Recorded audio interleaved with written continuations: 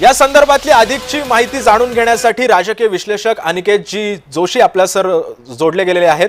Aniket sir, मनसे अध्यक्ष राज ठाकरेंची भेट आणि मुख्यमंत्री फडणवीसांची भेट, या भेटीकडे कसं बघायचं? कारण स्थानिक स्वराज्य संस्थांच्या निवडणुका आता येऊ घातलेल्या आहेत। मराठी माणसाचा कल हा आपसुकच राज ठाकरे आणि उद्धव ठाकरेंच्या एकत्रीकरणाकडे सरकल्याचं पाहायला मिळतंय आणि अशातच आजची ही भेट होतीये। कसं बघायचं या भेटीकडे?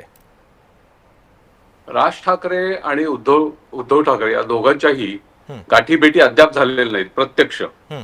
ते त्यांच्या प्रतिनिधींच्या मार्फत भेटतायत किंवा माध्यमाच्या मार्फत बोलतायत एकमेकांशी।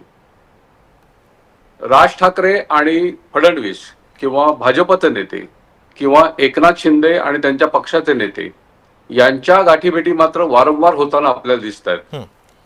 कदाचित महायुतीमध्ये राज ठाकरे यांचा समावेश करावा अशी फडणवीसांची पूर्वी इच्छा होती। त्या दृष्टीनं आता परत त्यांनी काही पावलं टाकली असतील अशी एक शक्यता आपल्याला नाकारता येणार नाही। त्याचबरोबर फडणवीस हे एक अत्यंत हुशार असे राजकारणी आहेत, बरोबर, आणि ते शरद पवारांच्या प्रमाणेच वेगवेगळ्या गमती जमती करत असतात आणि त्याचे परिणाम कसे उमटतात हे पाहत असतात। त्यामुळे ही भेट कदाचित तिसऱ्याच कुठल्या तरी कारणासाठी झाली असेल, राज ठाकरे यांनी मागितली म्हणून किंवा अन्य कुठल्या विषयावर, राजकीय किंवा महापालिकेचा विषय त्यात झालाच नसेल अशी एक शक्यता नाकारता येणार नाही।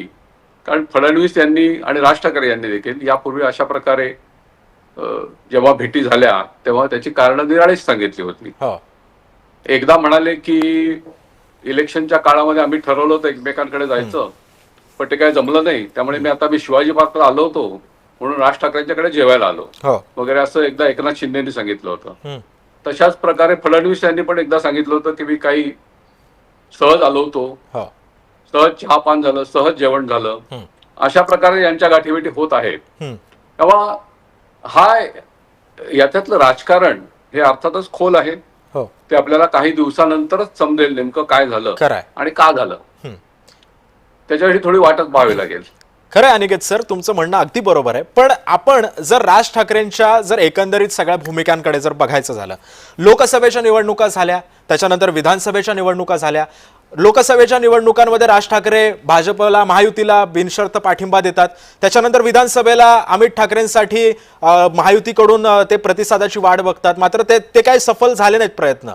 मग आता सुद्धा एक प्रांजळपणे एक असा कुठला साधा प्रयत्न करून ते राज ठाकरे पाहतायत का की जेणेकरून आता महापालिकांमध्ये आपलं वर्चस्व किंवा आपल्या सीट्स जास्त वाढवता येतील? तुम्ही कसं पाहता या सगळ्याकडे? मनसेच्या युती संदर्भामध्ये महायुतीच्या नेत्यांनी देखील उलटसुलट विधानं केलेली आहेत। म्हणजे एकदा फडणवीस यांनी असं सांगितलं की आमच्याकडे चौथ्या भिडूला जागा नाही, त्याच्या पाठोपाठ लगेच एकनाथ शिंदे हे राज ठाकरेंच्या घरी जाऊन दाखल झाले। म्हणजे अशा प्रकारे एकमेकांना एक ज्याला काय म्हणू आपण कॉन्फ्लिक्टिंग अशा प्रकारचे किंवा संघर्षात्मक अशा प्रकारचे संकेत हे नेते देत आहेत। राज ठाकरे यांच्या बाबतीत तुम्ही बघितलं तर त्यांची 2009 पासूनची लोकसभा आणि विधानसभा निवडणुकांच्या मधली भूमिका, राजकीय भूमिका ही नेहमीच लोकांना गोंधळात टाकणारी आहे, त्यांच्या कार्यकर्त्यांना देखील गोंधळात टाकणारी आहे, मतदारांना देखील काही कळू नये अशा प्रकारची त्यांची भूमिका राहिलेली आहे। एका निवडणुकीत मोदी सरकारला पाठिंबा, पुढच्या निवडणुकीत मोदींच्या विरोधात शरद पवारांच्या बरोबर आघाडी, त्याच्या पुढल्या निवडणुकीमध्ये पुन्हा आम्ही कुठेच लढणार नाही लोकसभेला अशी भूमिका, विधानसभेच्या बाबतीमध्ये असंच त्यांचं उलटसुलट आणि धरसोड प्रकारचं धोरण झालेलं आपल्याला दिसतं। त्यांच्या आंदोलनाच्या बाबतीत देखील लोक हीच टीका करतात की ते आंदोलन सुरू करतात आणि अचानक मागे घेतात, ते का मागे घेतलं आणि का सुरू केलं असे दोन्ही प्रश्न लोकांना पडतात। आता त्यांच्या ह्या ज्या काही गाठीभेटी चालू आहेत ह्याच्यामधून ते नेमके आधीच्या भूमिकेच्या विरुद्ध अशा प्रकारचे संकेत देत आहेत। त्यांनी स्वतः उद्धव ठाकरेंच्या बरोबर आपल्याला युती करायची इच्छा आहे अशा प्रकारची एक भावना ही एका पॉडकास्टमध्ये व्यक्त केलेली आपण ऐकली। त्यानंतर ते परदेशात निघून गेले। त्याच वेळेला उद्धव ठाकरे असं म्हणाले की काही अटींवर आमची युती किंवा आघाडी होऊ शकते। त्याच्यानंतर उद्धव ठाकरे परदेशात निघून गेले। हे दोघे जेव्हा आले तेव्हा त्यांनी एकत्र एकमेकांच्या बरोबर गाठीभेटी घेणं हे जर आपल्याला अपेक्षित असेल तर तसं अजिबात झालेलं नाही, हे देखील आपल्याला दिसतं। आता उद्धव ठाकरे यांनी अशी भूमिका घेतली मातोश्रीवरच्या परवाच्या बैठकीमध्ये की अनिल परब हे त्यांच्या वतीनं बोलतील. पण अनिल परब काही राज ठाकरेंच्या भेटीला गेलेले आपल्याला दिसले नाहीत.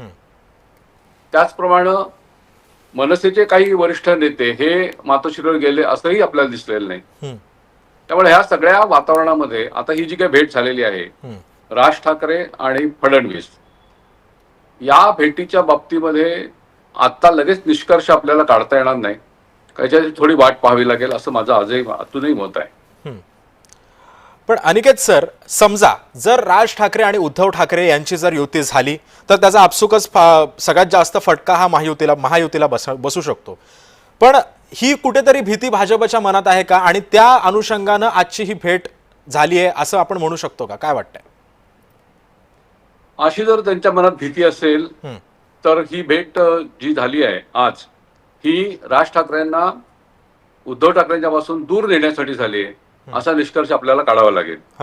पण अद्याप तरी त्याचे काही संकेत दिलेले नाहीत. राज ठाकरे यांनी ना माध्यमाशी काय बोलणं पसंत केलेलं आहे किंवा फडणवीसांच्या वतीनं किंवा ते स्वतः हे माध्यमांसमोर अद्याप आलेले नाहीत. त्यामुळे आता जे काय त्यांची जी काय चर्चा झाली असेल ती प्राथमिक स्वरूपाची झाली असेल असं आपल्याला म्हणावं लागेल.